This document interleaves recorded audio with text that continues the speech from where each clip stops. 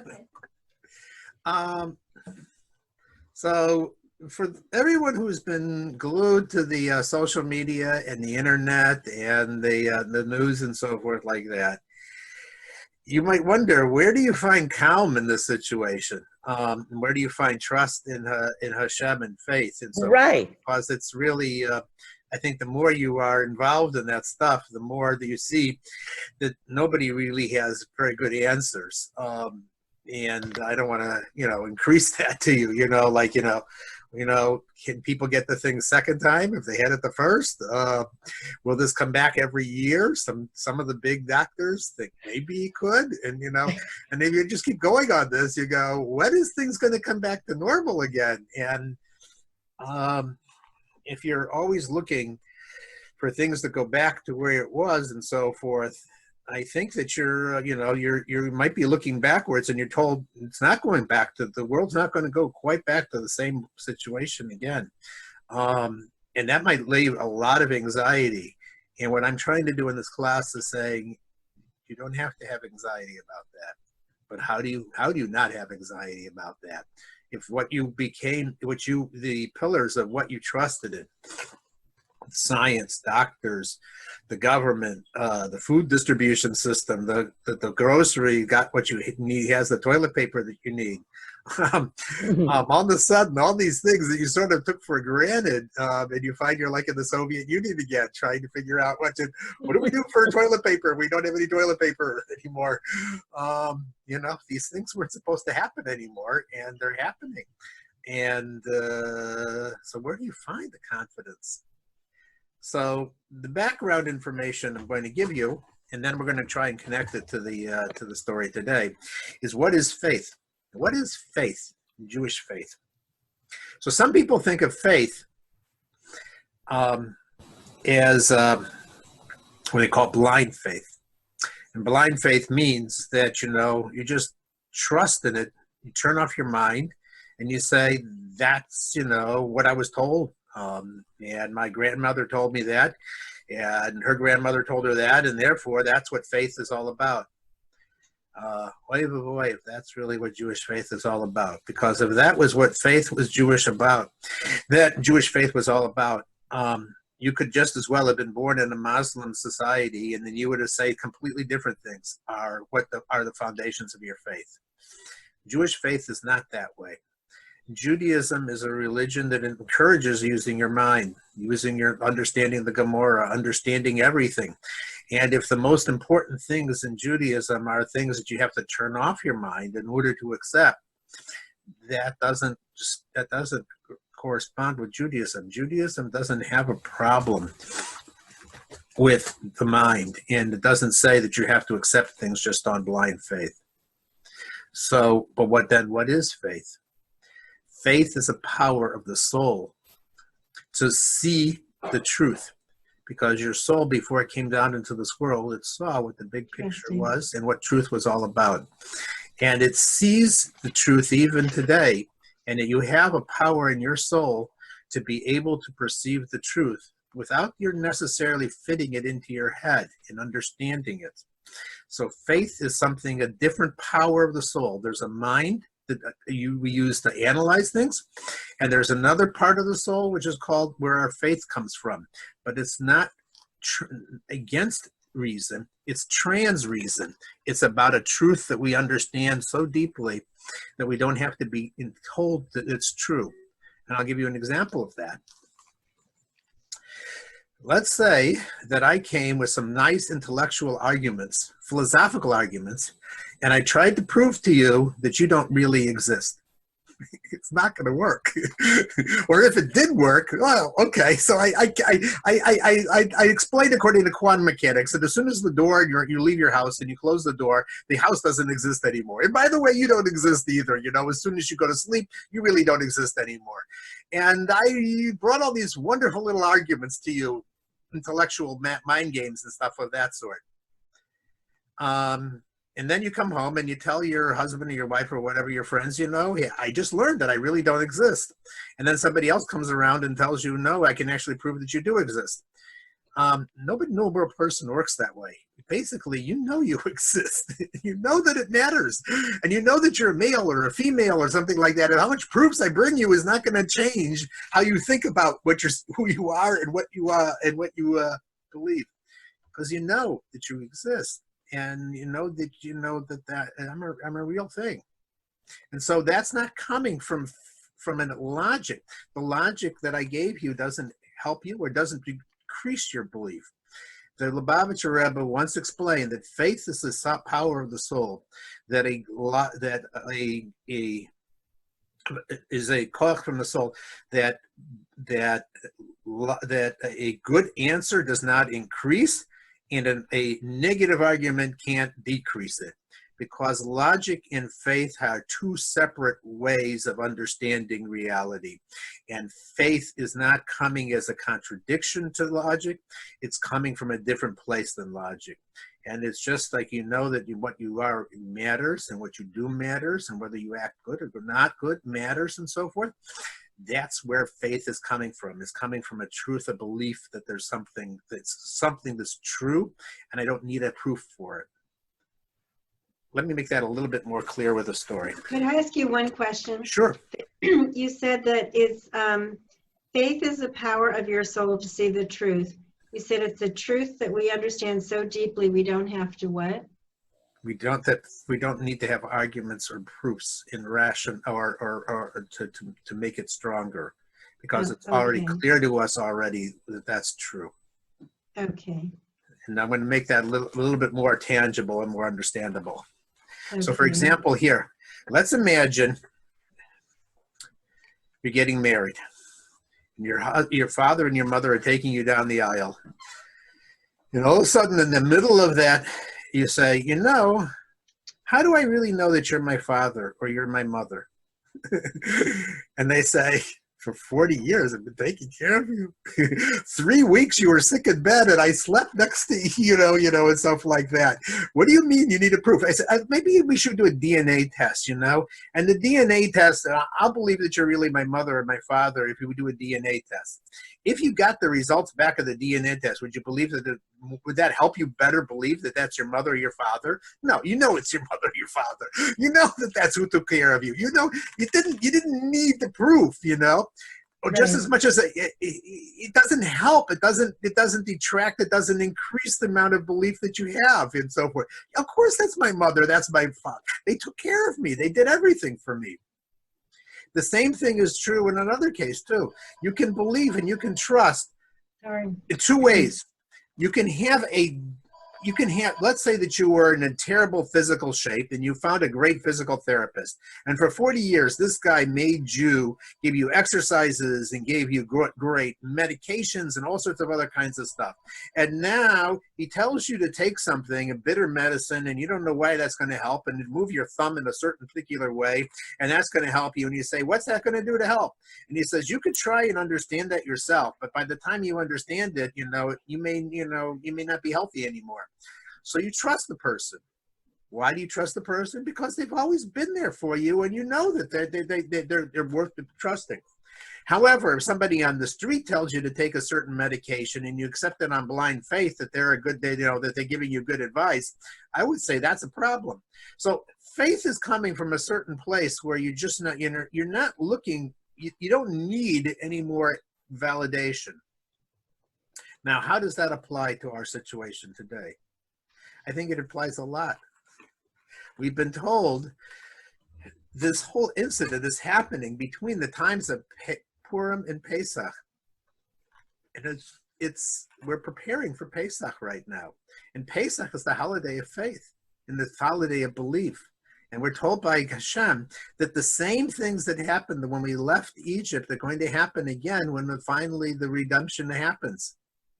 And I'm sorry, Hashem said that? Yes, they said that the Geula Rishon is going to be like the Geula Acharon. The last redemption is very much in parallel to how when they came out of Egypt. And we came out of Egypt, the Jews were like a newborn child, and they just put their faith in Hashem. They didn't know where they were going in the wilderness. They didn't know how things were going to turn out, but they went on faith. They went on faith because they could trust it, because they knew God, just like your parents, took care of you. He did the plagues. He got rid of the Egyptians. He drowned the Egyptians. And you know, just like you can trust that your parents, they're not gonna abandon you. You can trust in Hashem. It's very interesting. But I don't know that many Jewish people know that it, or have known that it's going to be the same as when we came out of Egypt. Do they? I mean, where did it say this? So we're teaching it now. Throughout our literature. What? It's throughout our literature. Yes, Google Rishon. Yes, I'll look up for the actual sources if you want, but I don't think that the sources are going to help that much. I've heard it over and over again in the Medrash and from the Rebbeim and from the Sichos and so forth like that. And look at this. Look at the story. It's really very interesting. You know, there hasn't been a situation in the world where God has had the entire attention of the whole world, like he did when the Jews left Egypt. Everybody knew that there was a Kriyas Yamsuf. All the water split and everybody knew what was happening. And when they heard God spoke at Har Sinai, when he gave the 10 Commandments, the entire world was quiet. This has 8.5 billion people right now have been told, you know, there's no distractions now. Hello. I want your attention. Hi, sweetheart. Yeah. A friend of mine's husband is giving a lecture about Passover. Okay. And she just got me in to watch this. Okay, so let me continue that. So 8.5 billion people. No, what did you call for, honey bun? Oh, I call. Manish, go to the top of the screen. Go to the top of the screen. I just muted her. Okay. Oh, you did? Okay. Okay, so 8.5 billion people are literally, they have nowhere to go, no distractions. The TV is stopped, the sports have stopped, everything is stopped. And God is saying, you know, I've got a message coming here, you know, pay attention. And it's very interesting. When the Jews left Egypt, what was the last of the plagues? The 10th plague was a plague. And all the Jews had to stay inside until that whole night and put the blood on the doorsteps, but they weren't allowed to go out because it would be dangerous. We got everybody now inside. It's very, very interesting. And the Jews, it's to increase our faith and trust in ourselves too. You know, because when we're all distracted and we're running around and we're involved with work and we're involved with shopping and we're involved with travel and we're not paying attention to ourselves and our soul. And I think God has given us the opportunity to be reborn, just like we did when we left Egypt. And he's saying, you know what? Get to know yourself and get to talk to yourself. Find out who you are. There's a lot of time that you have to talk about, find out who you are. And you know, you may find out some of the things, you know, God already knows about those things, all those skeletons in the closet and all the toxic things and everything else. He knows who we are. And so you can really be very honest with yourself and talk freely to Hashem.